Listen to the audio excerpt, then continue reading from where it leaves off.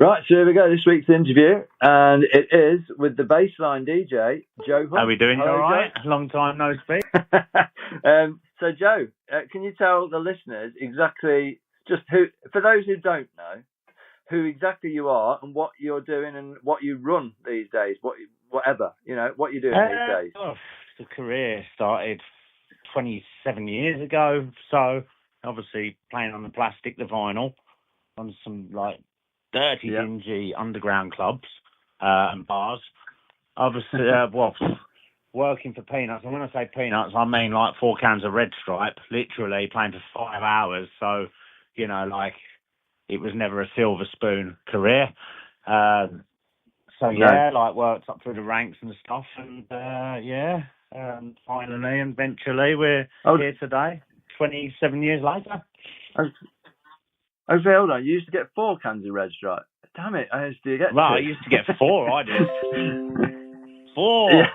Limited to just under 1 hour, so I could stretch for the 5-hour set. and you start? Did you actually start as a bassline DJ, Joe? I started as a hard house trance. With a speed garage was kind of coming through at that point. It was the back end of.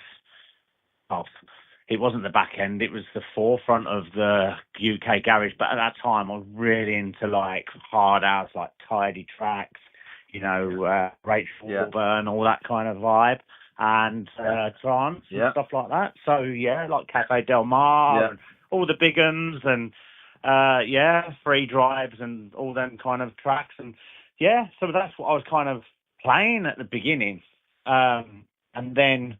It kind of, UK garage kind of had this surgence and was massive. And I'll never forget hearing Sweet Like Chocolate in a underground, dirty, horrible underground after club.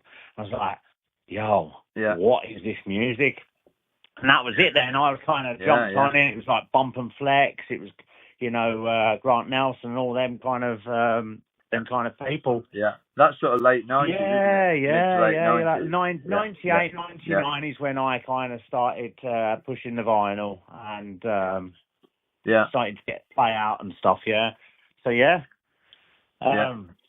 of course, me and you were both DJing all around Birmingham around that time as well, in the more early noughties. Aggro DJs and Joe Hunt would quite often we'd be on similar lineups, wouldn't we, at similar clubs and stuff back in the day. Yeah, obviously, then it kind of turned into bassline. Because I used to love funky house, you see.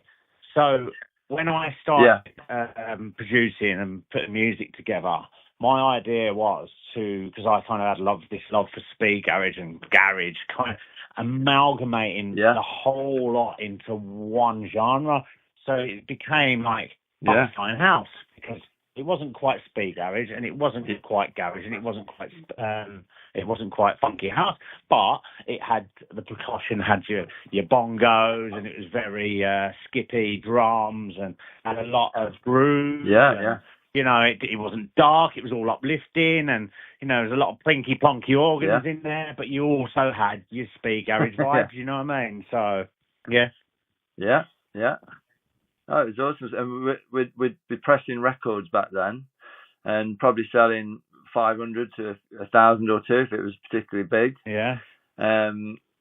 Whereas these days, I checked before I called you to check how many listens on Spotify Up to No Goods had. so from the days of selling a few hundred or 1,000 or so vinyls, we've gone from your listens on Up to No Good are 3,428,122. Yeah, well, that's not bad. That's quite not bad. Different. But if you actually include SoundCloud as well and TikTok, all your platforms, it's something like 1.9 million on SoundCloud streams. Really? It's crazy. I think it's racking up about nearly 7 million plays and streams, which is kind of crazy, really. But that's amazing, it's kind of kick-started very much so, kickstarted a new generation of career for me. So yeah. Yeah, and can you explain how? So basically, you're putting out tunes. You have a new tune. It's called Up to No Good. And what did you first do with it? Did you just stick it on Spotify or stick it on like or the channels? No, I kind of did it. I kind of made the track and then I gave it to Interplanetary Criminal to just test play it and see if he liked it. And he's like, "Oh, this is a banger! This is a banger!" And he played it at a festival in Ireland, AVA Festival. It was absolutely packed, absolutely heaving. And he plays, his Planetary Criminal plays quite bassy quite a lot. So he kind of funked my tune right in the middle.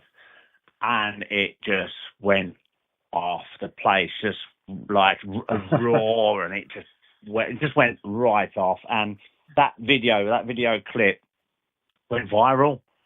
And that was the beginning of the journey for that track. So and that was before you'd even put it out. Yeah. So Interplanetary Criminal contacted me. He was actually in the process of starting up ATW Records, which is going to be kind of co-owned with Sony. And he was like, "Oh, we want to sign this record." I was like, "Oh, right, sound cool, brilliant, sound, have it." And then once obviously all the legal stuff started getting all a bit complicated, they were like, "Right, we advise you to get some management and a lawyer." We won't go too deep into it, but the my manager, who's an absolute gem, by the way. So if he does ever hear this, he's a gem. He actually basically took hold of the entire deal and basically just got it signed to Columbia in the end, with partnership with ATW and so another subsidiary of Sony. So it actually got, before it even come out, upstreamed immediately, and it was all from that one play in Ireland, AVA Festival. How mad is that? That is absolutely crazy. So, and from that, obviously, you've got such massive exposure, and loads more people want you to DJ now. Yeah. Well, do you know what the great thing about it is? It kind of people take you a bit more serious when you've had a good record out, especially on a major. A lot more people are more open to listen to your music rather than not even opening your email, which is a bit of a shame for anyone that is trying to break through. But you know what? I don't feel bad about that because I've been trying to break through for 27 years. You know what I mean? It took a long time to get heard, and finally I'm getting heard, and it's a good thing. But my advice to anyone is just don't give up. You know what I mean? Just don't give up, because it took me 27 years. It might take you less, who knows? But just keep on plugging away. Yeah. And it's quite funny because you do sort of videos, don't you, on Facebook or wherever, of you playing tunes, etc., and people can watch you flapping your arms around or whatever. and I had to laugh at some of the comments. I read a comment once on the video, and it said, because you're obviously using the new sort of decks, digital decks, and somebody was like, "Oh my God, well, why don't you try using vinyl?" Oh my God.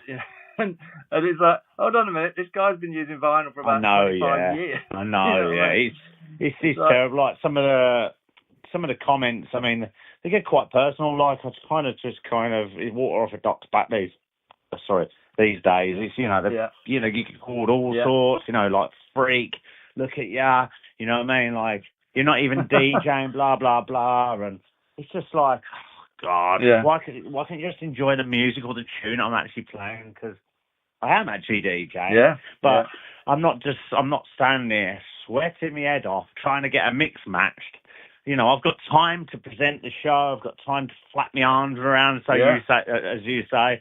And if you was like doing a vinyl mix, I have done vinyl shows in the past, and I haven't even got time to look up, let alone, you know what I mean? Like entertain people in other ways and other, you know what I mean? It's a whole new realm of DJing, so to speak, So I can vouch for. Back in the day, I've seen you on vinyl. It is official. You can use vinyl. So if anybody's listening to this interview that ever doubted that you can use it, I've seen you do it. So don't worry. You can do it. I don't know if I did it well, but we did it. There you go. Yeah.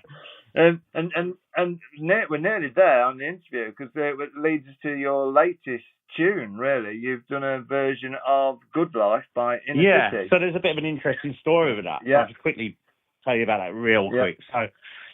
I had an Australian tour earlier, beginning of this year, and Armada sent me a pack of acapellas and was like, have a crack with them, do what you want to do with them, and obviously they kind of own the Good Life vocal. I was like, well, I want to have a go. I want to have a go at this. Oh, right. Would you sign it if I did a mixing? Well, make the tune first, and then we'll decide.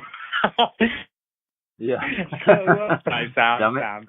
So I did the track again. Gave it to a DJ called Melugi, a German DJ. Absolutely supports everything I pretty much make. So a lot of love going out to that guy. And he dropped it at another festival. It was another festival, can't remember where. And everyone went absolutely bonkers for it. And he rang me the next day and he went, there was an A&R from Armada at the festival. He wants to find the track. Yeah. And I was like, oh, right, no way. So I got in touch with, because obviously I know the guys at Armada. And I was like, hey, someone wants to sign the record. And they were like, yeah, we want to sign the record. But we want to speak to Inner City first because obviously we need to get the nod off them. They come back the next day and went, they love it. They want to collab on it. So not only was it wasn't a remix, official collab. It went down as an official collab. Yeah. So it's an official collab. Yeah. In the city. The Detroit famous, iconic, legendary producers, Because obviously when I was a youth on the road, I actually worked for Network Records back in the day. And I can tell you, Inner City would not take that lightly. They wouldn't just give their vocal out. No. It was the same scenario as Stevie V, Dirty Cash. They were the same. And I know Pauser got his officially signed, but they were always like they never want anything apart from the original to be out there. Obviously, they didn't want to tarnish the brand, so to speak. But then obviously Pauser on his mix, that blew up. And how can you refuse something that's going to make you money? No one's going to refuse free money, are they? So no, exactly. So that's all good. So look, I'll play that in the show. Oh, excellent. The Good Life, and so people can hear it. Well, thanks, Joe. I think we're about there with this interview, and thanks for coming on the show. Yeah, nice one. Excellent. Cheers for having me on, mate.